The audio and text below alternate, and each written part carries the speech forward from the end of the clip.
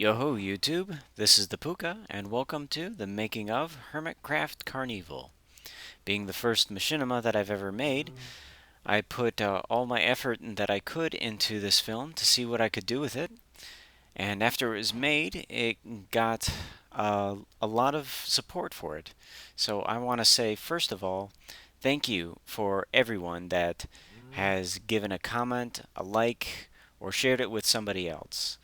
So thank you everyone for that, especially Zoomovoid who went out there and shared it with everybody, and uh, Biffa, Corrales, and Red Eyes so far for their comments as well.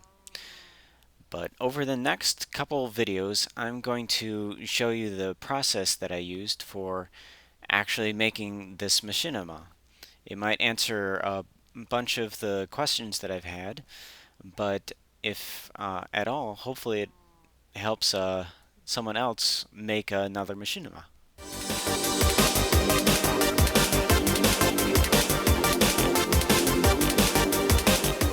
So we are going to start from where I first had the idea, which is this guy here.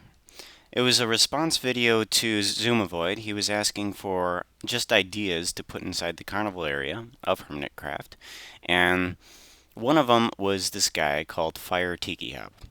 Lamest name possible, but the idea was to just have a cave that had redstone and a parkour area that just a dangerous cave, honestly.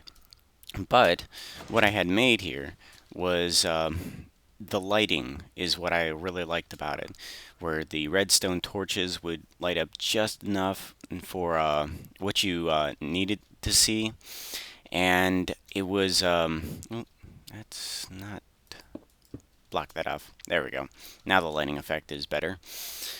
Yeah, just because these tiki faces had a little bit of highlight on the nose, and they were kind of shadowed in the eyes, and the water just almost looked rippling because of the placement of the torches right above the water. So after I did the video, I thought, well, what if it had a bit more of a story behind it, and what if it was a bit bigger? And then I presented it to both the hermit crafters. So after I started thinking along those lines, that's where it got started. So let's start with where I did, which was the plot.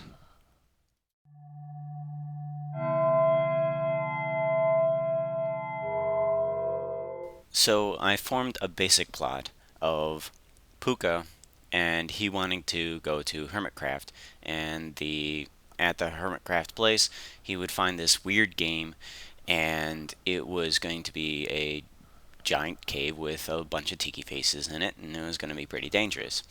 And then he would be in a dream sequence, and he would find his way back home. So that was the base form of the plot.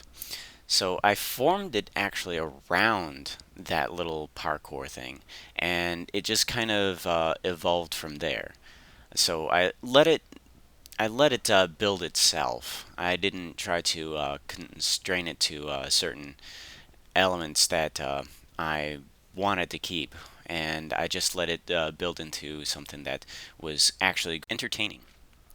So after I had the base idea, other characters started to come into the equation, like my wife, Kalumi, who got mad at me, and this other character, the Ghost. Now, the Ghost actually wasn't the first thing that I thought of.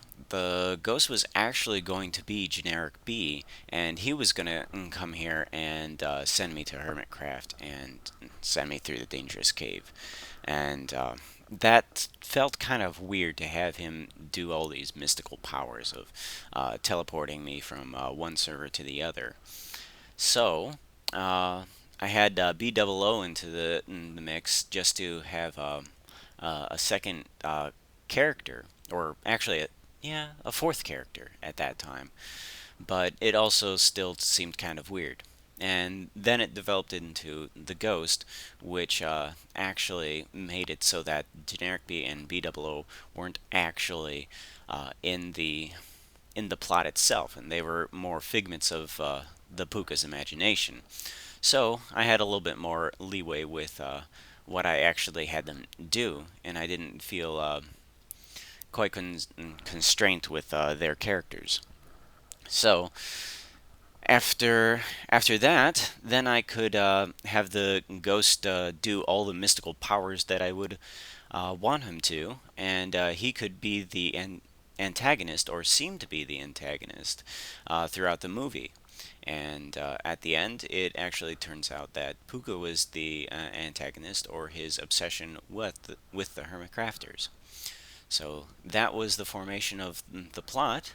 It even started to evolve as I started to build everything inside of the map. Now we have the three main characters, Puka, Kalumi, and the Ghost. Then the question arose, why would I even have it on the HermitCraft server? I could potentially take this plot into a different world, but the idea did spark from the HermitCraft CarnEVIL area, and it felt right to actually make a story with the HermitCraft server so that I could actually give it to them as a fan movie. So it felt right in that aspect, but also I wouldn't have to introduce B00. I wouldn't have to introduce Generic B. I wouldn't have to explain where he was. So that would already be established in the minds of the audience, and that would cut down a lot of fat that I didn't have to build into. So now we have a location, which is HermitCraft, the main characters, which are Puka, Ghost, and Kalumi, some minor characters, which feels weird to say Generic B and B00, Zoom Avoid, and Corrales, which happens to be a sort of a character building thing. Really don't know how to classify that. But that is our base plot, and off of that, things can start to evolve as I continue to work on other parts of the movie. And the next section is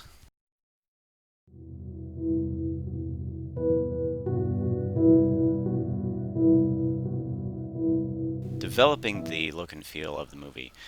Was a continual process from developing the plot to working on the editing. I knew that I wanted to have the movie to be silent. I didn't want there to be any voice acting because those were the machinimas that I loved most. So I wanted to work along those lines.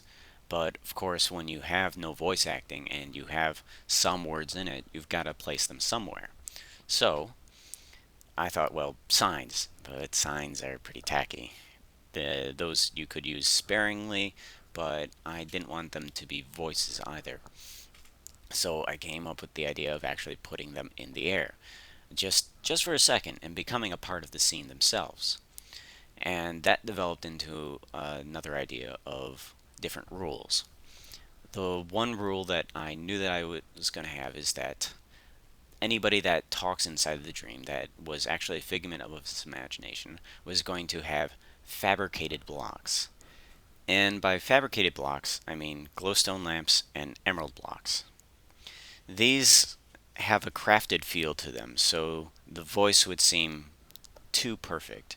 It was crafted. The voice was actually made inside of his head. So the ghost is actually taking what he remembers and perfecting it. So in the beginning, it's actually lit up with levers, and it doesn't look too bad at all. It's just like, oh, hey, that's his voice. It sounds spot on. It sounds very perfect. But later on in the movie, it's actually lit up with redstone blocks because it's just like, wait, there's an underlying something. I don't think they would ever say these things. This doesn't seem right. So, towards the beginning, it's redstone switches, and then it's redstone blocks in order to make it feel a little evil, and then the very last part, the redstone blocks where it says, join us, it has the redstone blocks in front of it. And at that time, Puka knows that that is not Generic B's voice.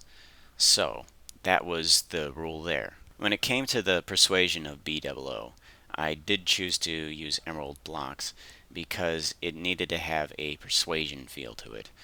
It was still fabricated, but it was just a little bit more, hey, you definitely want to join us type feel to it. A couple of times there was the glowstone lamps and redstone blocks, but those again had the same ruling to it. It had something in the background that didn't seem right. So, and everybody outside of the dream that was actually a real person and not a figment of Puka's imagination had glowstone. It was to have an organic texture to it. So Kalumi, the ghost, and Puka all had glowstone. The obsidian in the one scene that Puka does say something was there because that was his own voice inside of his head. So it was a lot clearer. There was defined lines. So the time of day was taken into effect with the movie as well. In the real world, it starts out night and it ends with day, so that the movie begins kind of dark and ends bright. In the dream sequence, it has a different linear path. It starts out day to say, hey, everything is bright, and then it starts to set once everything starts to wind down with all of the games that they've played. And once it starts to get night, then things start to get a bit darker in the plot as well. And once he gets into the cave, things become both visually darker as well as emotionally darker as well. And once he's actually destroyed his obsession, things start to become a lot brighter. It's suddenly day. It's no longer this dark, damp cave. That's going to be it for this episode. Next time we will take a look at how I actually built the CarnEVIL area from the HermitCraft server, and also going to take a look at recording the video and working with more than just myself.